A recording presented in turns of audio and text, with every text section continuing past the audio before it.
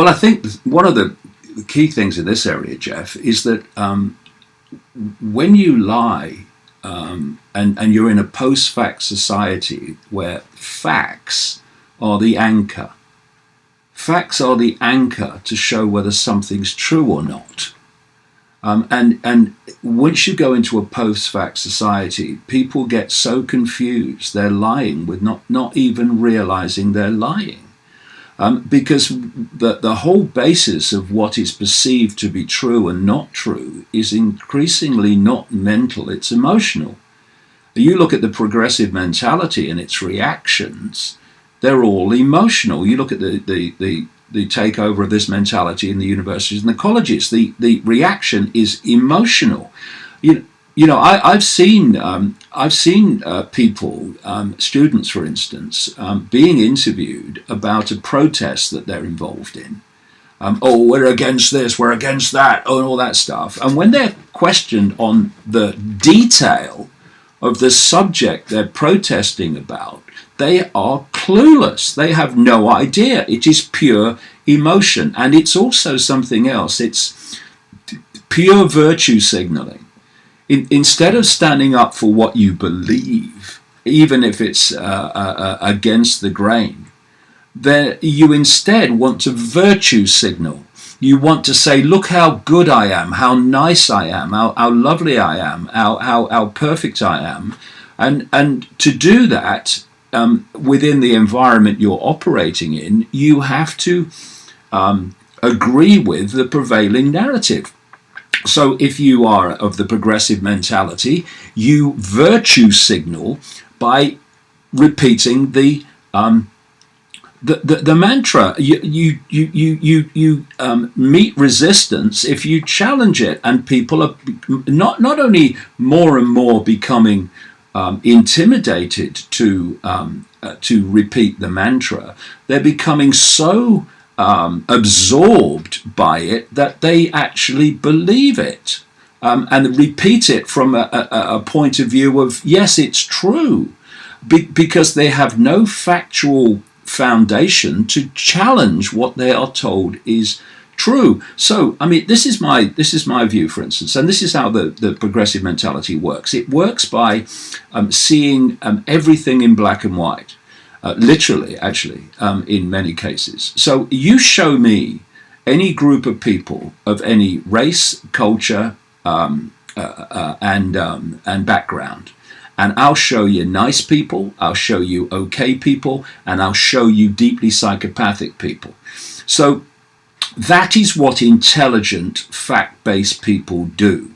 They don't look at the race, they don't look at the religion, they look at the behavior of individual people within that group, and they make their judgments on that basis. Instead, the progressive mentality does not do individual breakdown of people's behavior. It just does groups. For instance, the white male now as a group is labeled bad by this progressive mentality. By reflex action, you know, and I see this movement for the white people, for instance, to have to give reparations for what has happened in the past. And my point is this: hold on a minute, you just got the sequence right. In the past, the people you're targeting now and calling out and abusing just because they are white, for instance, or white male, they didn't actually do what you are saying they should apologize for. Because we are consciousness having an experience through bodies of different racial types. But it's the mentality that matters. And so people are being abused now who would not dream of doing what they are told they should feel guilty about, but you must still feel guilty about it anyway. It's nonsense.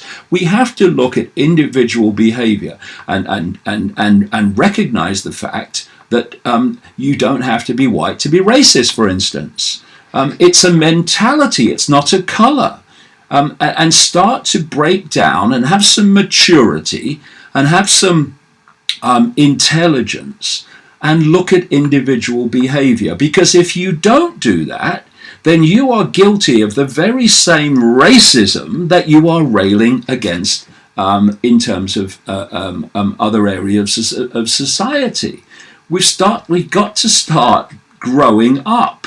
But the idea, of course, and this is the whole foundation of the manipulation of the young, is to stop them growing up, to stop them maturing in their exactly. And this is what the education system has been transformed into. The education system, which in America came out of the Rockefeller family massively, has always been a programming operation. But now we've got into levels of extreme where it is a massive psychological programming operation, which is creating, you've used the phrase, forms of arrested development, a lack of emotional maturity as well as mental maturity, and it's being done systematically. And that's why I really do hold my hand up big time to young people today who have been through this psychological targeting, which through the use of technology is greater than it's ever been, and they've still seen through it. That's the confirmation of the power of consciousness over programming.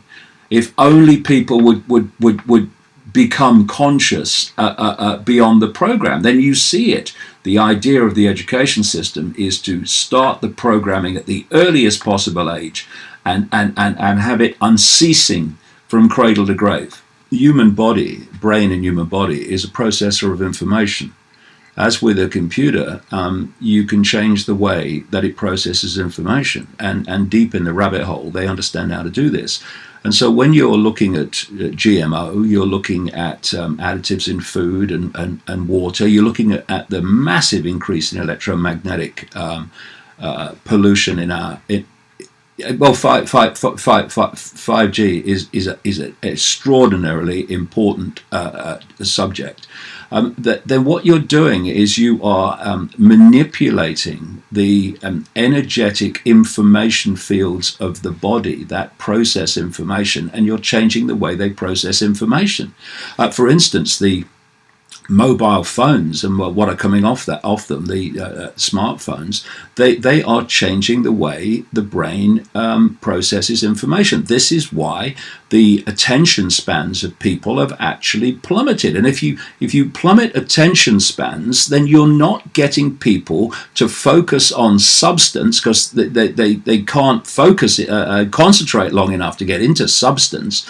And you are, again, adding to this post-fact society, because people will not concentrate on something for long enough to actually absorb the facts.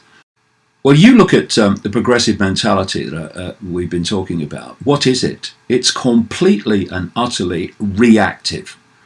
That's all it does. It's an emotional reaction followed by another emotional reaction based on no fact, based on no foundation of substance, just emotional reaction. That's where we've got with so many young people. Now, why young people? And children? Because they are meant to be the adults when the full-blown technological control system grid society comes in. And again, this whole transgender explosion, which again you're not allowed to talk about or have another opinion about, is all part of this movement towards the no-gender synthetic human. This was talked about by Aldous Huxley in Brave New World, for instance, where the synthetic human doesn't procreate but is produced in laboratory means according to various castes that indicate where in the end synthetic humans are created according to their caste, in other words, their contribution robotically, slave-like to society. And because this is a no-gender human, this is what this explosion of transgender is all about. Because going from the gender male-female human to the no-gender human is a heck of a leap. So what you do is you fuse the perception, the psychological perception of gender. You fuse the gender, so you combine it, and that's what we're seeing now. And then once you've combined it and fused and diluted the male-female perception of gender, then you move to the next stage, the stage you were going to all along, which is no gender at all.